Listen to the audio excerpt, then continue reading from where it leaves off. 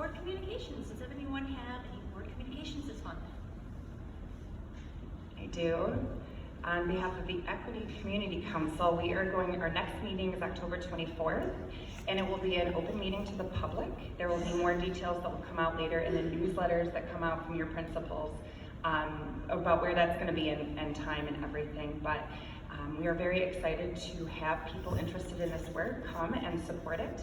And if anybody has interest in supporting this very important work, please feel free to reach out to Tamasha James, and she would be happy to get you connected. I just have a quick update from the foundation. The fall grant cycle closed. There were 37 submissions that resulted in 28 approvals, totaling $57,136 being spent directly back into teachers and students and classrooms. Some very cool ideas this cycle and very cool things that are happening throughout all the buildings in our district. So those are being handed out and awarded over the next couple of weeks. The foundation would remind the community that the gala is also coming up November 9th. There's room, there's availability for people to come if you want more info, FHPSF.org. And the foundation is also looking for a board member or a volunteer who would like to serve on the board to help guide the direction of that group. Ideally, not mandatory, but ideally out of the central district area. They like to try and keep balanced representation in there. And that is the void that they have right now. If that interests anybody, you can find more about that as well on the website. That's it. Any other board communications? Okay. Then we are up to public comment. At this time, we welcome members of the community to address the board.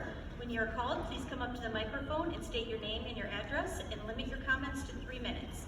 Please direct all comments to the board. Please, per established procedures, we will not respond to questions or interact with the speaker during public comment. Everyone who indicates that they would like a follow-up from the district will get follow-up from the appropriate administrator. First up, we have Scott Van Zol. Come on.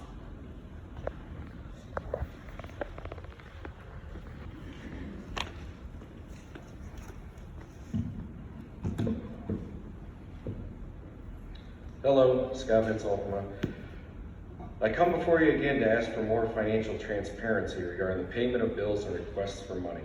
You signed off on spending almost $11.5 million tonight with very minimal details.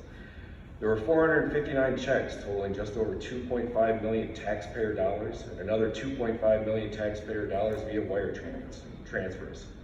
Again, this is not your money. This is our money, and we deserve to see where every penny goes, specifically every month. As I've said before, these are government schools, and the government must be transparent with their spending. I again comment on President Faustin's original campaign pledge to get more details in the board packets. You have done nothing to make that happen. They are the exact same ever since you started on this board. Make the administration, especially Julie Davis, Christina Neese, and Scott Haid, and interim superintendent Schubel, give you the information and make it public. It should be very easy. Everything is digital. These board packets should be extremely lengthy and detailed. You just authorized spending $3,665,000 for a public address and clock system with no information to justify why. Granted, CJ just gave a great explanation, but it should have had details in the board packets. The paperwork in the board packet does not even specifically say what it is. I thought it was a scoreboard. You people need to demand that the administration does their jobs and not just rubber stamp everything they want to spend our money on. I am all for new things. It sounds great. But have the administration put the justifications, descriptions, bids, and photos of those things in writing, so we, the taxpayers and stakeholders, can see it, even if we do not come to the meetings. Sure, you probably talked about it in the Finance Committee meeting, but those are not recorded. Why? I checked that board packet for details, and there was zero information in that packet either. Tonight, there were 2 small paragraphs, a total of 84 words. That's $43,630 per word, explaining the need to spend over 3.66 million taxpayer dollars. And you want us to allow you to spend $340 million? And they say that there will be no expected tax increase? Give me a break. This board provides virtually zero oversight regarding financial matters. And if I want more specific spending details, I need to FOIA those documents. Sure, they put up the check register at the end of the year, 6 months after the fiscal year ends. But then the prior year's register disappears off the website, so you cannot compare the two. Is the administration doing anything wrong legally? No, but doing the bare minimum does not make it right. They can and should do more regarding showing where our money is specifically going, line by line. So my question to all of you, will you make them provide more information in the board packets, specifically giving more justifications regarding spending projects? This is ludicrous. There's nothing here. It doesn't say what it is. And don't get me wrong, I think that project's great, and I'm all for it. I'm all for security and cameras and interconnectivity. But just make them justify it. That's their jobs. It's not that hard. Thank you.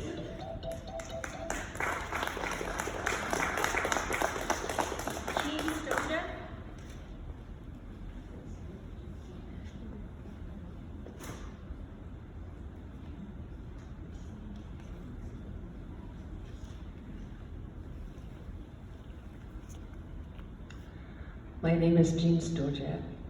I live at 475 West Abbeville Drive Southeast in Ada, Michigan.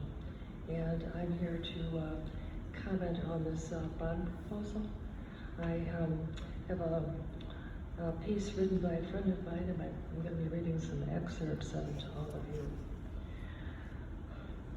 Your school board and administration recently mailed you a glossy, meaning people in the community, a glossy flyer asking you to consider a bond proposal and operating village proposal. And we urge you to vote no on both requests. The bond proposal request will give the school district the authority to borrow $340 million over the next 21 years for projects that taxpayers will ultimately fund. The taxes on your home start immediately and will be collected even if no bonds are issued. Forest Hills Public Schools' current debt is $100,630,000. The current proposal would quadruple the debt. Interest payments would top $40 million in the first year alone. The bond proposal is being sought because another bond authorization is expiring and the board has an opportunity to say no tax increase. Bond proposals were never meant to be in perpetuity. They should be intended for a specific capital improvement, not to keep the cash spigot flowing. There's no dire need for infrastructure improvements. One item Forest Hills Public School wants to replace is a fully functioning 30-year-old, we want to replace it, 30-year-old community pool. Allowing the public school system to expand its scope beyond education to community, recreation, nutrition, psychological services, healthcare, community recreation, and senior services comes at a high price and should be scrutinized for value. Taxpayers should not be handing a government, an entire entity, a blank check. The district wants to tear out the current pool and build 2 new ones because the pool is scheduled at all hours of the day. Students and athletic teams do not use the pool during school hours. The public is allowed to use the pool for lap swim and exercise from 7:30 a.m. to 1 p.m. Monday through Friday, and up to 2 hours on Saturdays during the school year. The pool is never entirely used during these hours. In fact, the pool has been closed 6 weeks this year for reasons not entirely clear. Scheduling programs can be handled Thank you, Mrs. Stojak. more cheaply than building more pools and ripping out functional ones. Thank you, Mrs. Stojak. Yes. Robin Bannerjak.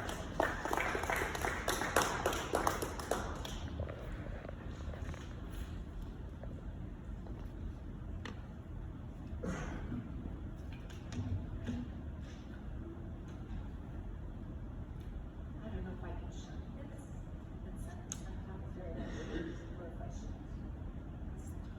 Yes, it's a time clock. Oh, this. Right. Well, I just brought this early 19th century bird cage that they used in coal mining for safety reasons. And the only alarm that they had was the sound of a bird singing. And when the air inside the coal mine became toxic, the bird would stop singing. And that's where they came up with the term canary in the coal mine. So it just would warn them of an advanced impending danger. And something similar is going on today, although we're relying on sensitive human canaries. Human canaries aren't defective or here to inconvenience anyone, but they're companions to and protectors of our children. This past year, I attempted to shine a light on the darkness contained in one particular library book. It was psychologically and emotionally brutal, confronting all of its disturbing racial slurs and horrific sex abuse perpetrated upon children by their own fathers, mothers, brothers, and others was life-altering for me. But I had to do that because I had Forest Hills admin had sent me the link to a form so that I could request a review of this particular book for reconsideration. And I had to fill out a section which asked me if I had read the entire book. I filled out a section with my name, and at the bottom, the only part I didn't fill out was a sentence that stated, if the request is from a parent or guardian, name your student in their school. So I turned in the completed forms at the June Board of Ed meeting, and shortly thereafter I was contacted by an assistant superintendent stating that the teachers had all left for summer and it would cost the district extra to call them back. Could I wait till school reconvened? And I agreed, no problem. I didn't hear back from admin until after the September board meeting, when I was informed that I was now banned from being involved in a reconsideration request, since the rules now state only parents and guardians. So in my opinion, changing the rules of process while it is still in progress, and which results in the unexpected elimination of one of the participants, which was me, was pretty shocking in my eyes and leaves me with questions regarding integrity and trustworthiness. So, in honor of all the... Thank you, Mrs. Vanderjack.